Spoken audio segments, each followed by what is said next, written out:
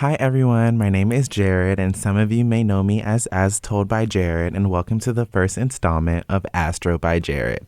Yeah, Astro by Jared, hosted and brought to you by As Told by Jared. You get the ring. You guys get the ring. Yeah. And today with me, I have my girl Steph. Hey, what's up? And today we'll be taking a quick little dive and digging deeper into her natal chart. Y'all see it. While you guys are listening, see if you can pull up your own natal chart if you guys know how to. I'll probably tell you guys at the end how you can pull it up and see if you guys have similar placements with Steph. You never know, so stay tuned. At the beginning of each episode of Astro by Jared, I'm going to be giving you guys a special list that I like to call a planetary forecast. With that, I'm simply going to give you guys a rundown of the current planets in the sky as we speak. Yeah, that's right, everyone. Astrology is more than just the quote-unquote horoscope or sun sign that everyone normally talks about. The sun, which is the sign or placement that most people identify with, is in Libra, which transitions around every 30 days and will be transitioning into Scorpio on October 23rd, this upcoming Sunday. The moon is currently in Leo and will change into Virgo probably in a few hours or tomorrow. Mercury is currently in Libra as well as Venus, and they'll move into Scorpio around mid-November. And Mars is in Gemini until March 2023. It's in retrograde right now. But I feel like it's time to jump in. Are you ready, Steph? Yeah, I'm definitely ready. I'm excited to be here. Okay. Let me pull up your chart because I know I got it right over here. And I know you were telling me the thing about your chart is you're born on a transition day, right? Yes. Okay. So I don't know if other people have this type of struggle, but I know when it comes to me, I'm technically born on February 18th, 1997 to be exact. And in that specific year, on the day that I was born, depending on the time that I put into any specific chart calculation app, website, whatever, because I don't know my birth time, if I put it in the morning, it's going to give me a 29-degree Aquarius. If I put it later on in the afternoon, starting around 12 p.m. and up, it's going to transition me into a 0-degree Pisces. So a lot of my life has been a little bit confused in regards to that, but I have just kind of default to just kind of telling people I'm a Pisces, and then just kind of argue with people when they say, no, I'm an Aquarius. Yeah. So that's kind of what we've dealt with here. I hope y'all know cusps don't exist. They do not. You have to pick one or the other. It's one or the other, guys. They do not. I will fight. They do not. Hello? They don't exist. What I'm going to do, because I remember you told me that you were born later in the day, I'm going to at least put noon because, through, experience with you, I feel like you gotta have a Mercurial ascendant, and when I say Mercurial, I mean Gemini or Virgo. You're giving me a Gemini girl. Yes. Yeah. I don't know why communication has been one of my strongest suits, and I have a very analytical mind at that point too. So, but of course, I don't really kind of attach myself too much to Virgo traits or other stuff like that. But Gemini though, especially Gemini people, we click on a whole different type of level. Because we're the best. Hello. There will be no Gemini slander when I'm around. None. Neither when I'm around. There will be none. If you guys want to attack any other sign, I definitely recommend Aquarius instead. No hate to my actual Aquarius babies. Y'all know I love y'all. Y'all know I love y'all. Not too much on y'all. But the others, yeah. The thing about Geminis, and I'm not even tooting my own horn. Let's slow it down. Let's slow it down. The thing about Geminis, I feel like if you don't like Geminis, clearly you just not liking the party. I feel like that's what it is. Okay, so I do. Here's the thing, though, and I know how you girls like to tussle, but I'm just saying, I do understand why some of the slander have came about, but I just think a lot of it, the actions are misconstrued from other people's perspective on how a Gemini acts. They just automatically assume you're going to move a specific type of way. And that's why things end up happening. And the thing is, you also got to play into fact, how we were talking about cusps don't exist. There's also those deacons. And it's like, there's a big difference between the first deacon, second deacon, and third deacon Gemini. Because, Preach. But we know who the best ones are. The second deacon Geminis are always going to hit. Okay. Always going to hit. That's a teaser. That's a teaser. Teaser? Yeah, that's a teaser. So we'll be covering deacons in another episode. So make sure you guys stay tuned to Astro by Jared. Like, why would you not want to keep it with the stars and keep it with the bestest of the mestest of the... That didn't even rhyme. Well, it did, but like, it just didn't sound... We're so off track. I'm pulling up your chart right now. Do we see all these Aquarius placements? Yes. Are we seeing them though? It's a lot. But like, through time with you, yeah, this Aquarius Mercury it's running the show. It is. Completely. Especially like... Because I put in noon for your birth time. I feel like that's a good general time. You said it was like later in the day. Yes. That's the only thing my mom remembered. When I was born with my twin. Mm-hmm. And I asked my mom, when was I born? And she said, a little bit sometime later in the afternoon. I'm not really sure. Yeah. Yeah. Pisces. Yeah. Hello. Not you a Pisces. Let's be for real. It's the self-slander for me. This Aquarius Mercury, I see it every day, y'all. I see it in action every single day. I see it in action every single day. And that's why I feel like with what you said about my ascendant possibly being more mercurial, it makes sense. It really does, because even I can say the way that I navigate through life is through a very centered on communication mindset. Like you can ask my closest friends to family. That's one of the biggest aspects that I value to the highest extent. And I also value it for the very reason that it's able to help defend and protect other people. So I don't know if that's like the Libra Mars is kind of coming in a little bit. It's coming in. Because honestly, even when you think about it, you have a grand trine in your chart. And trines are... Basically, a trine can only be in the same element on a natal chart. So that's cute. I wish I had one, but that's cute. And I want to ask, how do you feel about travel? Because your stellium is definitely in your 9th house. I travel all the time. Just the last few months, I actually went to Europe, and I was able to travel to Italy, like 3 different cities in Italy, 2 different cities in Spain, like Palma de Mallorca. I may be tearing up that name. And also Barcelona, and then France. And then I've also been to Destin, Florida. And just I travel, even if I'm a college student, I have work, I have internships, I have like my whole on-campus activities. I'm going to make some time for travel. If there's a will, there's a way. Baby, I'm going to go. Hello? Hello? One thing about if the time isn't accepted, the ticket's already paid for. It's already been paid for. It's already paid for.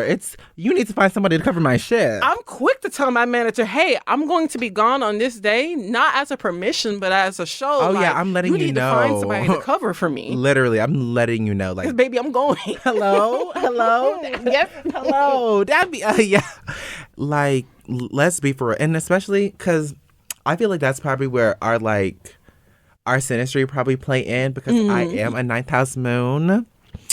So you already know I like to get out. Yeah. Adventurous. I love it. Oh, you see me. Let's talk about what happens when somebody do you dirty, because I know how Libra Mars like to tussle. It's giving tit for tat. Listen,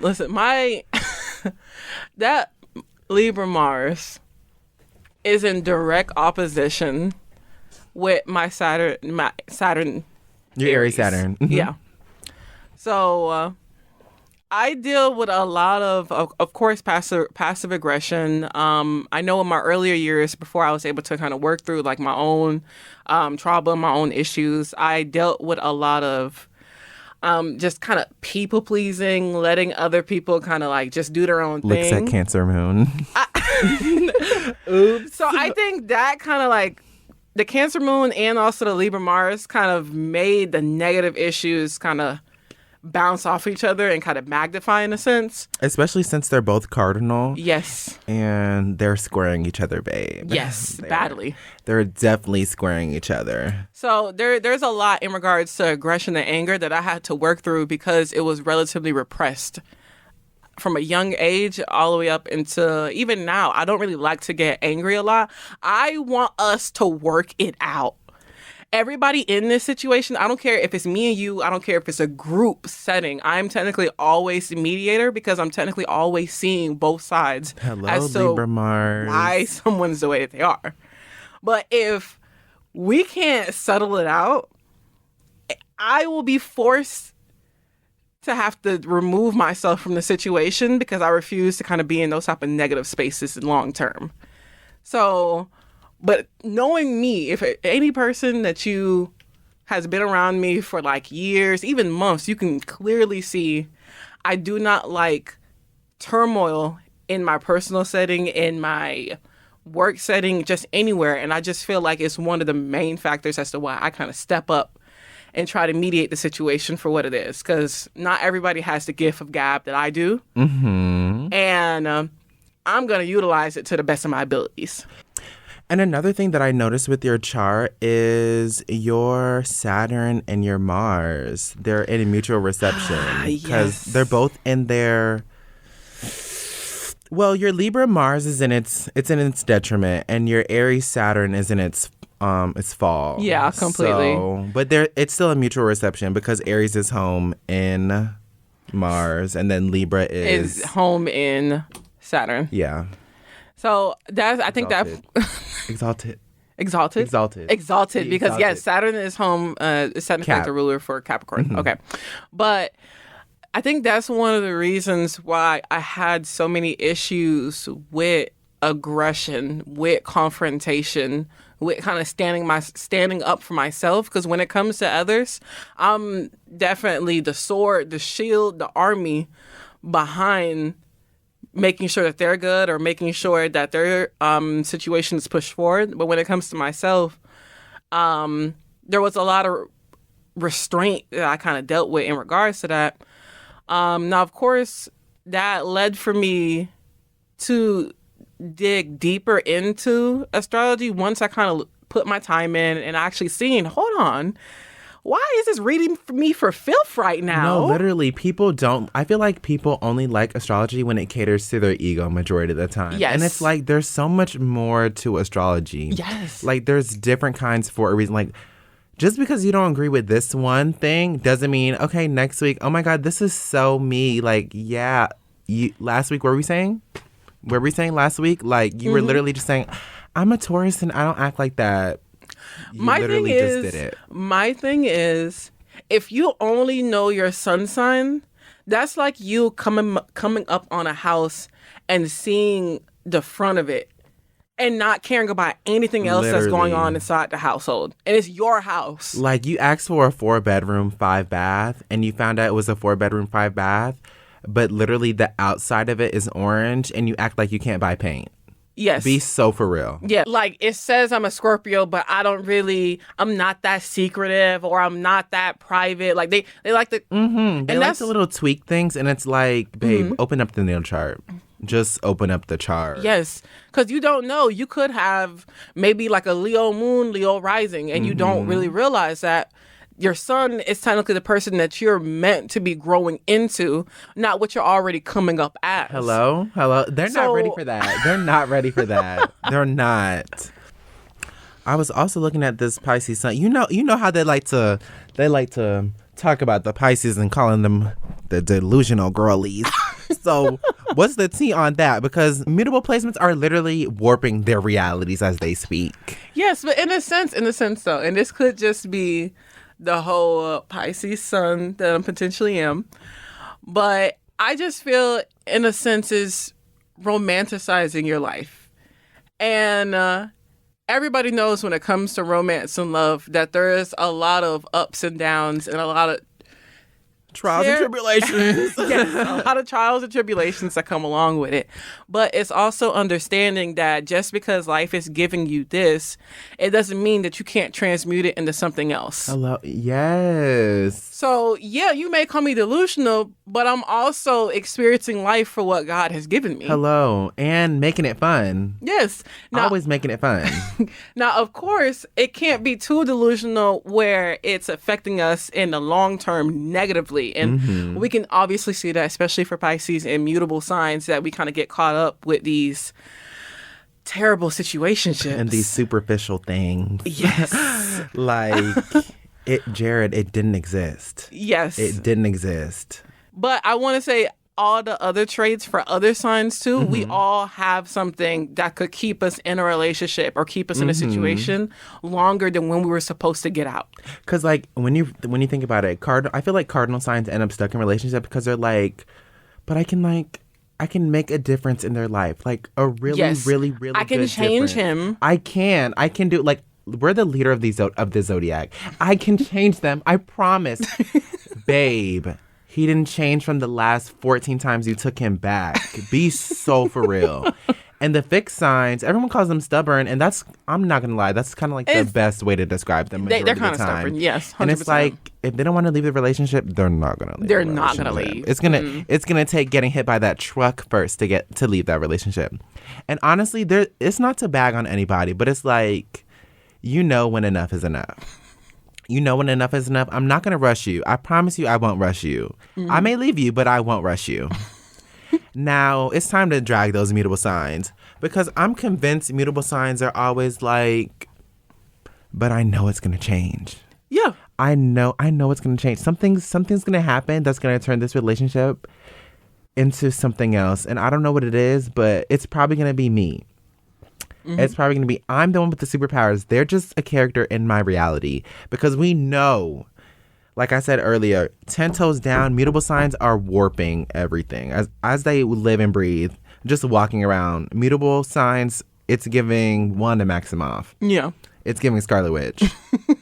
No matter what. Because like my moon is in Cancer. If you guys don't know, if I didn't already kind of state that, that's what it is. And I don't want to demonize my Cancer moon. I love her to death. And it's domicile. We love a Cancer moon. Some people don't like Cancer moons. They don't. And it's like, I feel like through all the experiences I've had with Cancer moons, people love to say, oh my God, they're so emotional. And it's like, I guess, but like, they're really not. They're not like overly emotional. They're emotional, but they're not like overly emotional as everybody says they are. I can say that we do get passive aggressive. Man or woman, if there's a Cancer moon in there, we're going to keep giving and giving to the point where that passive aggression kind of comes in. Because something's got to give. We're not getting that same energy back. But we can't sit here and assume that us giving 150 all the dang time, we're going to get that same 150 from every single person back. And like also when you look at your moon and your Mars and they square each other, it's like both of those cardinal girls are like tussling a little bit, just a little bit. But then again, your moon is like your emotions, and your Mars has like your aggression and your like extra passion or whatever in it. And it's like, if this isn't how I want it, this isn't how I want it. Yeah. Because one thing about cardinal placements, if they don't want it, they don't want it. They don't want it.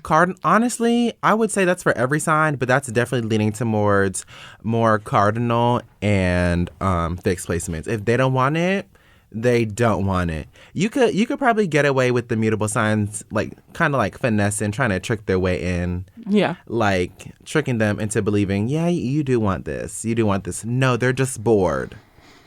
They're literally just bored. That's how you were able to finesse them.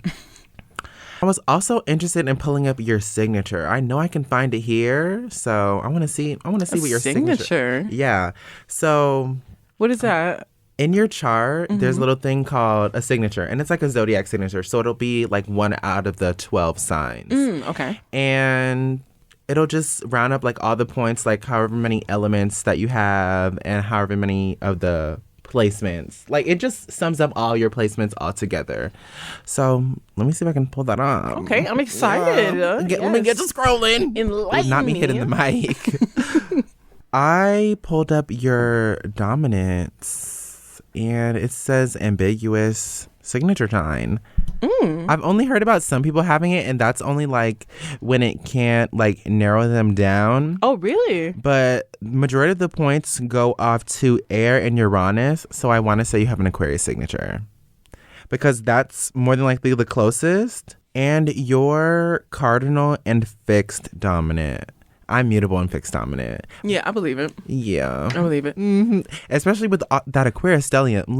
I'm gonna look at that again. Listen, yeah, my Aquarius stellium it's for Mercury, Venus, Jupiter, Uranus, and based on my time, it can also be the sun. So there's a lot of humanitarian energy that's cycling within me, like within just in almost all actions that I do. Like, for example, when I used to work at Whole Foods, I had to run like a little hot bar area for food. And oftentimes in my specific area, it was only Black people working there, but it's the hardest job out of the whole store. What are they trying to say? And I was the only person who kind of like, I worked there for a few months and I started asking my managers and everybody else, like, why is there only Black people? Yeah, do I need to start telling them something about their gluten-free cookies? Yeah, it's like on prep, Whole Foods, salad bar. Everybody is white. What is going on with hot bar? Must stay focused. We must stay focused. But I no matter what environment I'm technically in, which is the whole reason why I even brought it up, but no matter what environment I am, I'm going to be advocating for myself, people who look like me, and just specific marginalized groups. Because I was bringing up, I don't think the Black people in this specific store are getting treated as just or as fair. Going to another job, I do the same thing in regards to time, breaks, lunch, in regards more towards Black people. I'm going to speak up for my group. Come on. That's just what it's going to be. Come on, Aquarius and Libra placement. Showing out, showing love. Another thing I wanted to look at, your 4th house is empty. What's home life like? Oh, okay. So it was a little bit tumultuous. Is that the word? Tumultuous? Tumultuous. I do that a lot where like I read so much, but I don't really speak the amount of words. But anyway, so it was a little bit of hectic energy kind of centered around my home life. And in regards to the home opposition for my Libra and Aries, for the Mars and Saturn, a lot of that energy that was misaligned was kind of directed between me and my father. Mm-hmm. And I want to say with my own mother, I kind of took on her own codependency issues. So that led to me having kind of issues relating to both my parents, kind of feeling like I can't really talk to them as much and tell them pretty much the majority of stuff that was happening to me, good or bad. It was just something that I kind of kept to myself. Like middle school graduation, I didn't tell my whole family. I came back home after my graduation where I went with my friend and I told them that, hey, I just graduated, I got the certificate. And they were like, why didn't you tell us so we could show up? I was like, I don't know. That Cancer moon was running circles. Circles. When I see, maybe this is why Cancer moons are getting this reputation that I couldn't understand, because you guys are apparently like, at least this is what makes sense. If you're a domicile, you would think this is the cream of the crop placement. Yes. But like that's also a misconception about astrology placements. There are no good and bad they're good placements, but I'm not going to say they're bad placements. It's like that two sides of a quarter thing, but it's like the quarter standing. Yeah. But it's not bad. Yeah, it's just and more like work that you have to work through. The thing is, when it comes to detriment and fall placements, you guys have the ability to be the best of the best. Transformative. Hello? Yes. Come on. Literally the best of the best. Let's get some snaps. Hello? But like that Cancer moon, why are you not telling people? Why are you telling people not how you feel? But You, here's the as thing, a Cancer moon, tell me, answer me, please. Okay, first, you have to understand that even though with the Cancer moon being in one of the perfect spots that it can be, I do have a lot of Aquarius placements that kind of lead to that detached, aloof aloofness that I kind of like struggle that avoidance, with. that Yes. Aquarius avoidance. Yes. 100% yes. Yeah. No, and especially in regards to my communication. So that's the reason why getting my birth time is so important, because I really want to see what's happening in my third house. Yeah. I want to know if it's empty. I want to know what planet's in there. If there is a planet in there, I just really want to know. Because, of course, the third house deals with communication in that aspect, with that and along with other things. And siblings. Yes. The mind, siblings, communication. And that is something important, too, because in the sense... And you're a twin. Yes, I am a twin. Yes. I am a twin, and I am... child, on both my mom and dad together side, there's like 7 of us. On my dad's side, because, he was kind of walling out a little bit. Wow. It's about... It could be like 8 to 12. There's probably some hidden siblings over there in Haiti. I'm not really sure yet. If you Haitian, you know the deal. You know the vibes. So, but I will say, because I had such a traumatic relationship with my own parents, that in a sense, my own sister, the one closest to me, she's a Scorpio, she kind of became like my model in regards to personality. Because I will say me and her are extremely alike. And I kind of seen her more as a mother figure, even though she was like 4 or 5 years older than me. Why does that sound like me and my sister? Stephanie, me and you are more similar than we think, because we both came in with beanies and we didn't even have this planned. Like, and even like class on Tuesday, we both had the Navy. And we were giving it to them. Navy, gray. Hello, we did that. We're in sync. I'll blame it. I don't want to blame it on the astrology, but I'm going to blame it on the astrology. There's a lot of mutual receptiveness happening. Yeah. But we really just got to get my birth time. That's like one of the most important We key need factors. to make a synastry chart. Ooh, guys. If you don't know what a synastry chart is, it's basically it's one chart on top of another chart, and it just shows the aspects. Also, if you do plan on doing a synastry chart, do it both ways. Put your chart on top of theirs and put their chart on top of yours, because it looks like 2 totally different things. They do. The aspects change. It look totally different. Okay, great. Because I already hit up my boyfriend's mama for his birth time, and she gave it to me. So whenever I get my time, Jared, you ready? Yeah, Part 2? Hello? Because I used to have my services up, but I've been a little busy with school, so I had to put my services down. Okay. We love a scholar. Hello, you know me. Like, sometimes I can't put my astrology up as much. I got schoolwork to do. What the video said? I'm fighting for my life.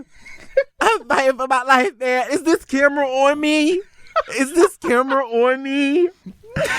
No. The day that we were watching the interview in class, didn't we look up R. Kelly's I definitely chart? did look up his chart. What was like one of the majority aspects? I think he has Pisces sign? placements.